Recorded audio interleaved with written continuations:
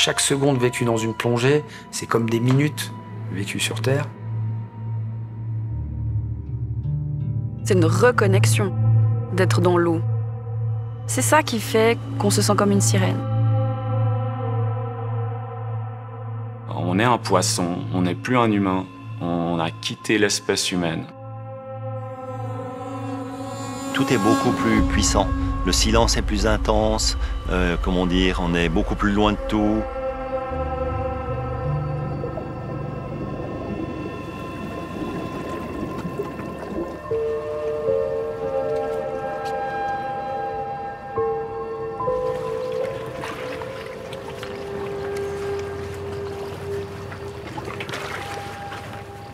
Moi, j'ai envie de faire des plongées lentes aujourd'hui, là. J'ai envie de me sentir bien, là, sentir l'eau.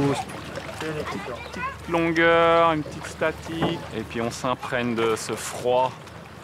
Ben, je viens plonger à Hermance, parce qu'il y a des conditions idéales pour plonger, de la profondeur très proche du bord. On est assez proche de Genève. Ça, c'est bon!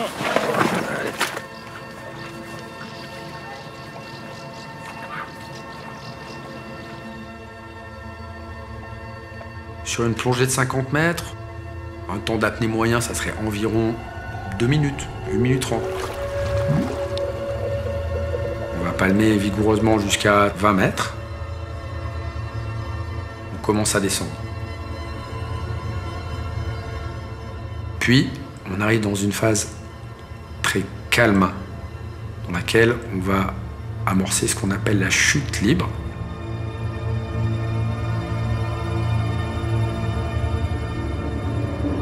Il reste encore la moitié du chemin à parcourir. Cette énergie qui nous permettait de couler, on doit lutter contre ce poids apparent qu'on a sous l'eau à cette profondeur-là. Et donc il faut palmer très vigoureusement pour remonter à la surface.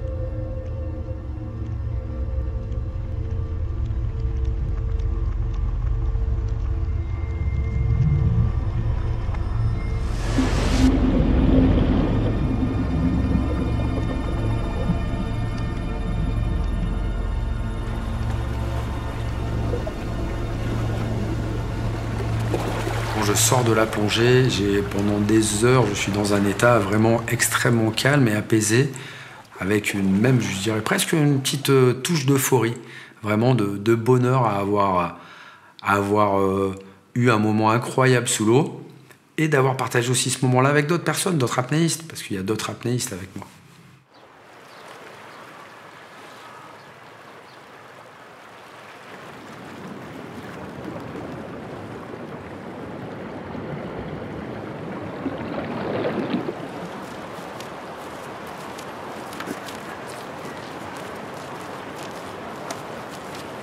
Le Rhône, c'est chez moi.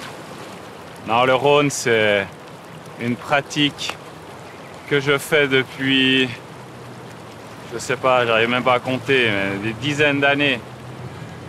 Et depuis que je fais de l'apnée, eh ben, je le fais, mais sous l'eau.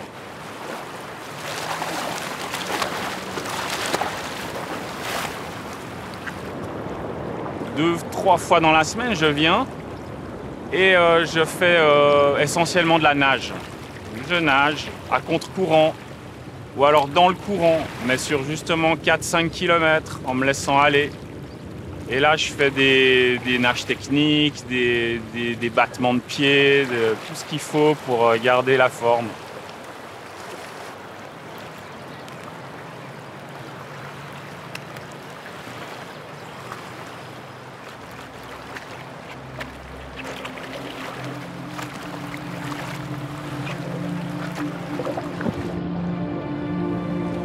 Il y a plein de choses à voir. Il y a des gros poissons, des barbeaux, il y a des silures. Tomber nez à nez avec ces poissons, c'est incroyable.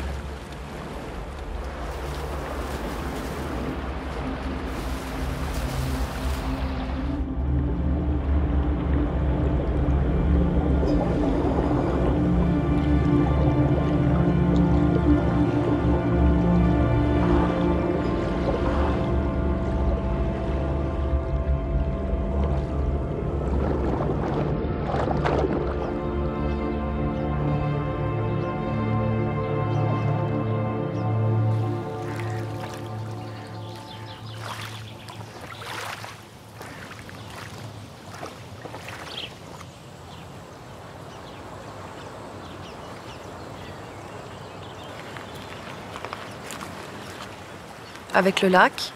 C'est une relation intime, parce que j'ai l'impression d'avoir grandi avec déjà. Il n'y a pas une seule rencontre avec le lac que je regrette. Jamais. Jamais. C'est un milieu qui est pour moi hyper rassurant.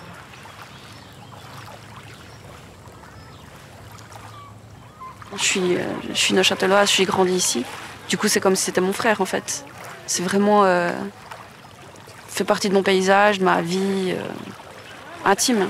Le lac, j'en ai besoin. Je suis un week-end, je suis loin du lac, ça ne va pas, quoi. C'est un besoin, on est en couple.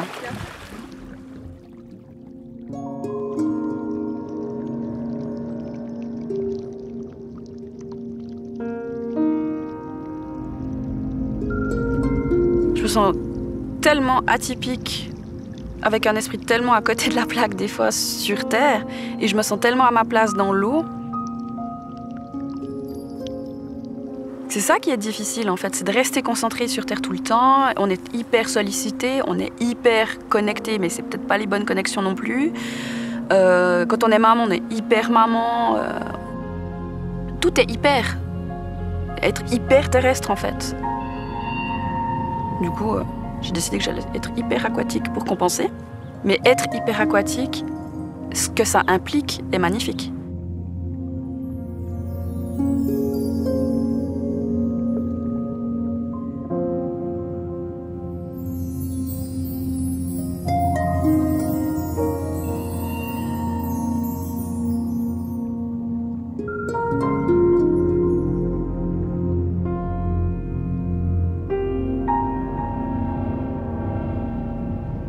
L'élément eau est un élément qui me ressource, qui m'apporte de la sérénité, un équilibre.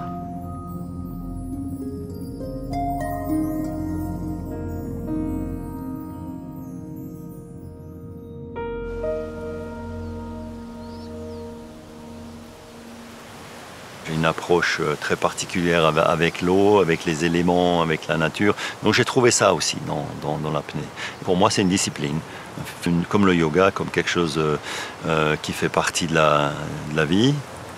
Pour bien rester en apnée, il faut ne pas penser, parce que le cerveau, c'est le plus grand consommateur d'oxygène. Donc ne pas penser, c'est une forme méditative. Méditer m'a appris à contempler. Et contempler m'a appris à découvrir, à m'émerveiller devant la nature, devant le beau, et de ressentir les moindres petites choses. Comme parfois tu as comme maintenant, ce serait plutôt le vent. Et je me greffe sur le son. Et en fait, je deviens le son. Et finalement, je ne suis plus que le souffle du vent.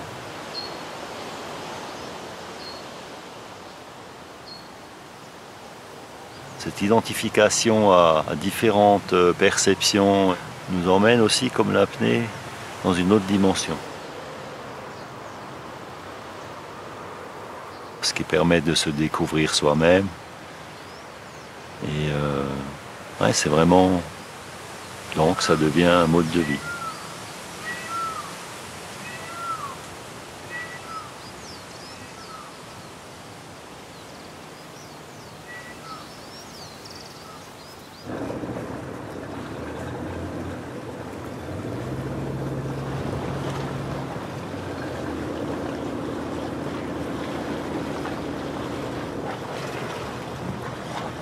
Il nous manque là encore le quatrième. On va attendre Céni. Je pense qu'il n'est pas loin d'arriver. Belle journée. Ah, Confortablement. Céni, oui.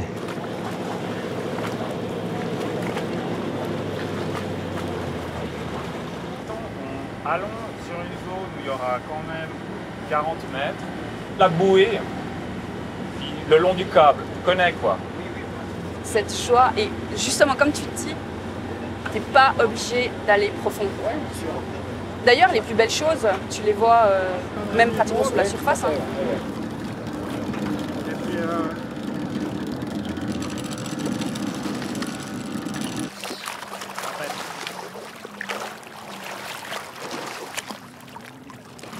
Ça descend, ça descend. Ça descend. descend.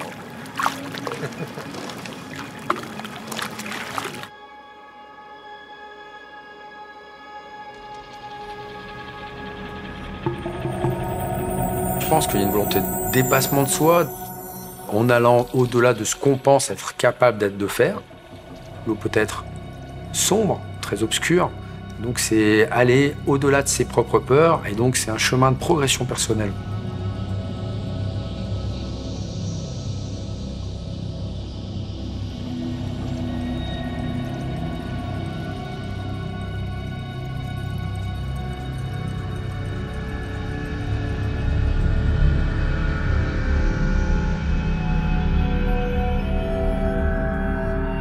La pensée, elle est dans le monde de la surface et dans le monde immersif, elle n'existe pas. Ça, j'en ai fait l'expérience, je le sais. La pensée, elle disparaît, je ne sais pas trop où elle va, mais on est complètement dans le ressenti, dans le réflexe de survie, dans l'instinct.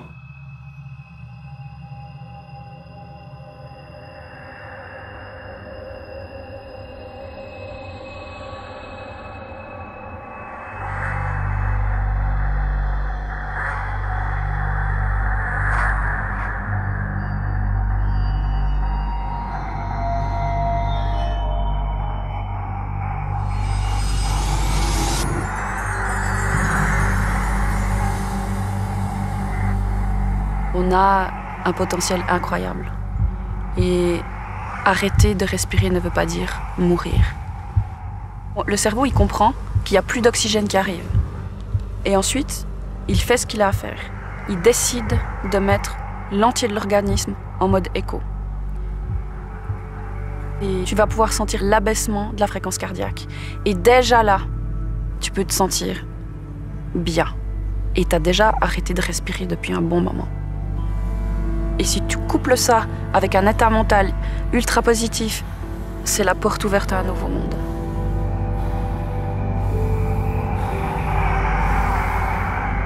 La peur, elle ne peut pas faire partie de la plongée. C'est comme un antagoniste, parce que la peur, elle limite. C'est-à-dire que c'est pour ça que, en général, je me mets vraiment une idée positive dans la tête. J'ai une image qui me revient, un sourire au soleil, un sourire, voilà, quelque chose qui va s'ancrer en moi pour en faire quelque chose de positif, quelque chose pour moi-même.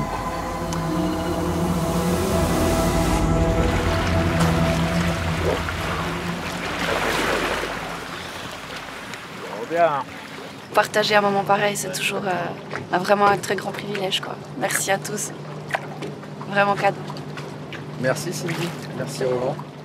Ça se voit tout de suite hein, quand on a l'habitude sur l'expression sur les visages, la sérénité. J'ai vu que tu m'as regardé sur la première plongée.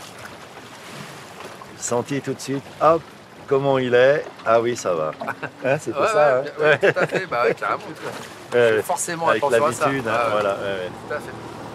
Et toi, après... à l'époque, tu avais le record en lac, quand c'était encore reconnu officiellement. Voilà, voilà. Ouais. C'est beau, c'est beau. Incroyable. Donc ici, dans le lac de Neuchâtel, voilà, juste un peu plus loin. Il y a eu les précurseurs de l'apnée en eau limite. Centaines de personnes ont assisté ce matin sur les eaux du lac de Neuchâtel à la tentative de record du monde de plongée en apnée par l'Alsacien Roland Specker. Ok. À tout à l'heure. Ouais. Voilà. En bas à 80. Ouais. Plus difficile à atteindre qu'en mer, la profondeur de 80 mètres est ici une véritable performance.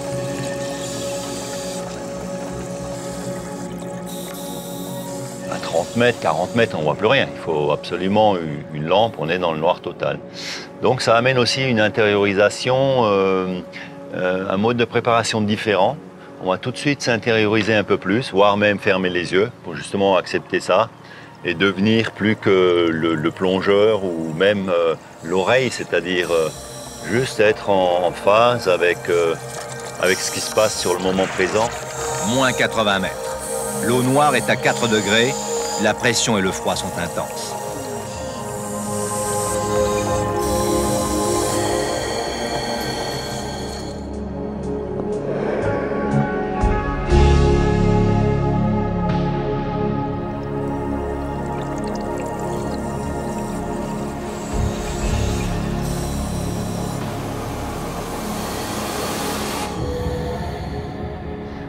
C'était une belle expérience qui m'a beaucoup appris aussi au niveau même de la vie, hein, finalement,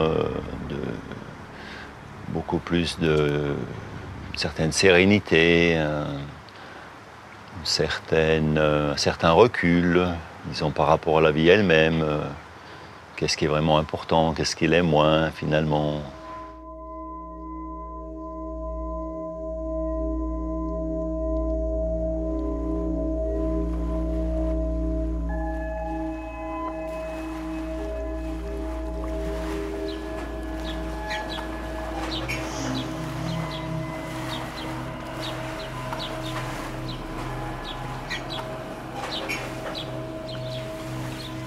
Une fois, j'ai été champion du monde en 2008 par équipe, et puis 2 fois médaille de bronze en championnat du monde. Aujourd'hui, j'ai arrêté la compétition, mais je continue à vivre dans le milieu de l'apnée, je continue à pratiquer pour moi-même, comme loisir, et à accompagner les athlètes de haut niveau en les préparant, et puis en les accompagnant sur des championnats. Ready. Allez. Parti. Les outils que j'utilise, comme le yoga, la méditation, la respiration, me permettent d'être beaucoup plus apaisé dans ma vie au quotidien. Rétention vide, rétention à plein, pleine. Ok, bon, je t'entendrai. Ok. Allez.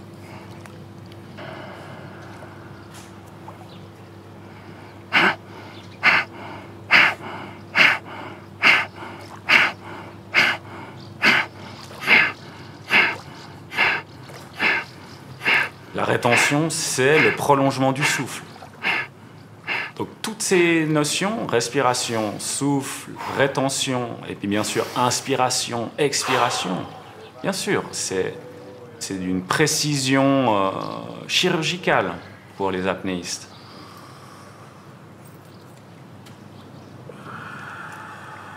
Faire de l'apnée, pratiquer de l'apnée, c'est une activité immersive, totale. Et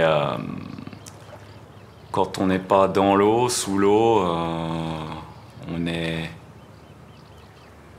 ça nous manque. Donc bien sûr, on prépare la prochaine fois où on ira dans l'eau. Donc c'est total.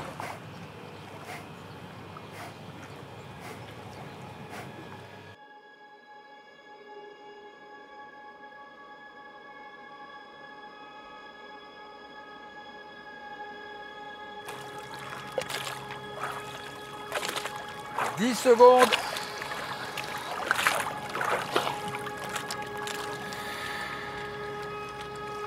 L'apnée, pour moi, c'est vraiment un approfondissement du calme.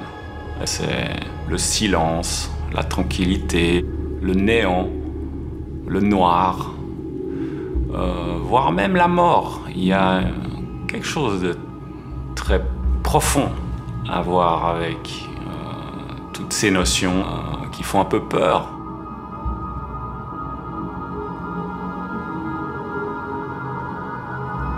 Et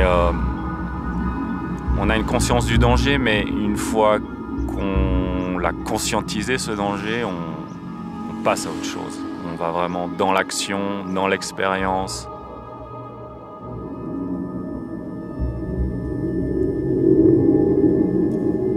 Et dans la phase de remontée, voilà, c'est là où je reprends vie, où j'ai envie de revenir à la réalité, à la surface, au monde de la surface.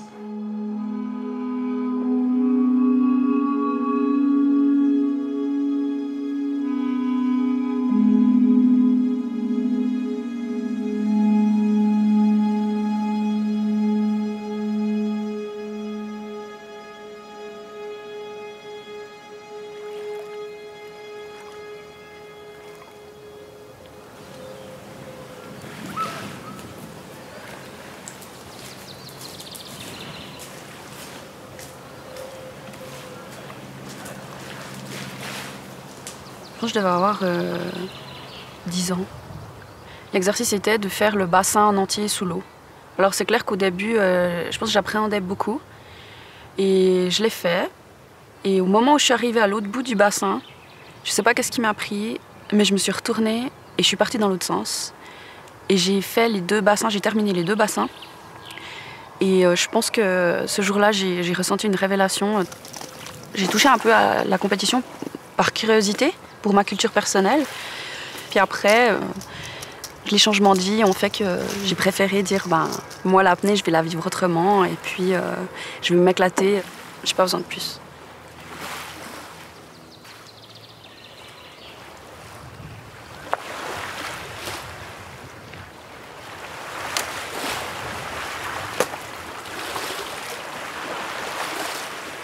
Au fond de moi, je me sens comme une sirène. Je me sens sauvage, en fait. Et c'est ça, peut-être, ce qui m'attire dans la sirène que j'ai envie d'incarner. C'est ce côté femme sauvage.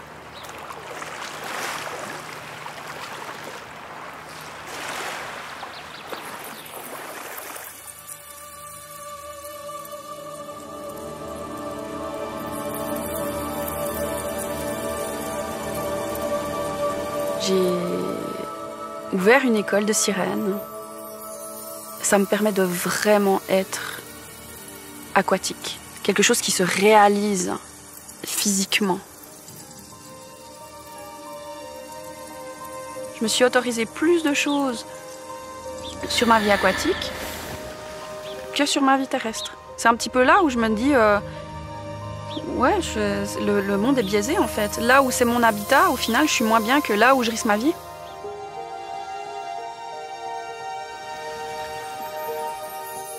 Je peux te dire, vous savez, moi, je suis sirène professionnelle. Et ça, c'est extraordinaire. Et ça me permet aussi de dire, mais waouh, le cadeau, quoi. T'es né dans les bas-fonds de Surabaya. T'étais dans un orphelinat. Et aujourd'hui, tu vis ta vie parfaite, avec ton amant, le lac, une vie de famille riche, 2 enfants merveilleux, et tu es sirène professionnelle.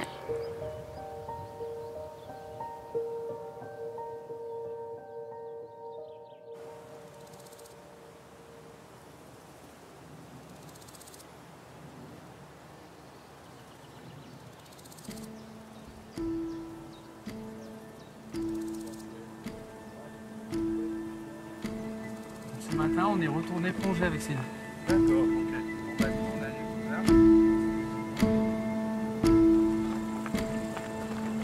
Quand on a compris que l'apnée, c'est pas que descendre profond et c'est pas que faire des performances et que l'apnée plaisir peut vraiment nous emmener à un bien-être, à ce moment-là, on relègue au second plan la performance. Après, on n'a plus besoin. J'adore faire découvrir de la plus belle des manières cette approche de l'apnée.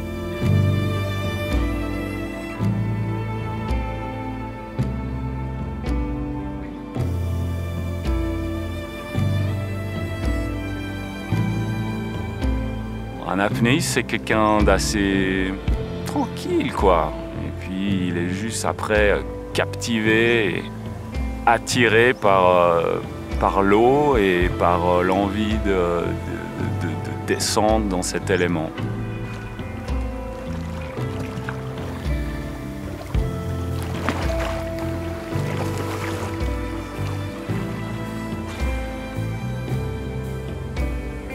C'est vraiment unique. Dans les lacs de montagne, cette espèce de calme, cette atmosphère extrêmement paisible. C'est vraiment un petit moment magique partagé.